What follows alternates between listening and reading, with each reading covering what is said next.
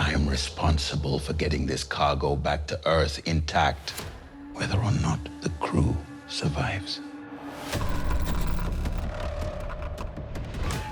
Episode 5 is a prequel that is about why the ship crashed, and it introduces us to the full crew of the Maginot. Then chaos just ensues. It's just like one thing after another. We don't really have any time to process what's happening because it's just on to the next crisis.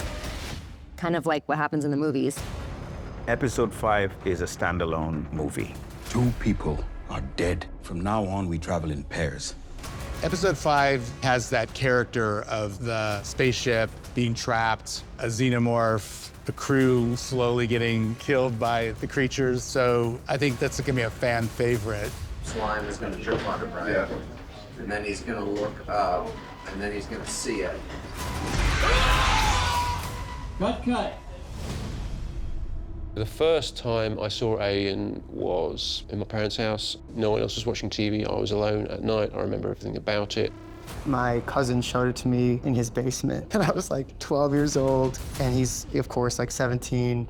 He's like, yeah, I gotta come watch this movie, and yeah, it freaked me out. The film Alien was not like any other science fiction that we've seen. It was dark and murky and dripping. It's a very 70s movie in that it's a slow build, but that's a very deliberate choice.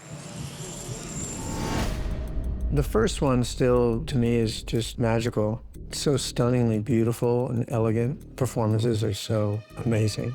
It's just one of those perfect movies. To read a script that feels in the vein, in the world, honoring that essence of Alien, but being original, it's just a gift. For this show, a big goal of ours is for the audience to experience being immersed in the textures and aesthetic of Alien. The way that it's lit, the actual sets that we're in, the slow pace of some of the camera work, and just a raw, understated grittiness. The Maginot ship that we've built is very much based on the original plans of the Nostromo. Some of the elements, like the bridge, we've just increased the size of, but this mess hall that we're in is built basically to the exact specifications of the Nostromo. When we're on the Weyland-Yutani ship, it's essentially like being in the first Alien movie. It's a retro future. It's a future as they saw it in the 70s, not the future as we see it now. So there's still a lot of buttons, a lot of green text on computers and all that. So there's this wonderful like nostalgia going on at the same time. There's scenes reminiscent of the original movies where Sigourney Weaver's character is talking to Mother. And that room is so cool. The first time I walked on, I couldn't believe it. We sat in all the chairs, pretended we were flying the ship. The only thing that was missing was actually being out of space. Cameras are set, here we go, and action!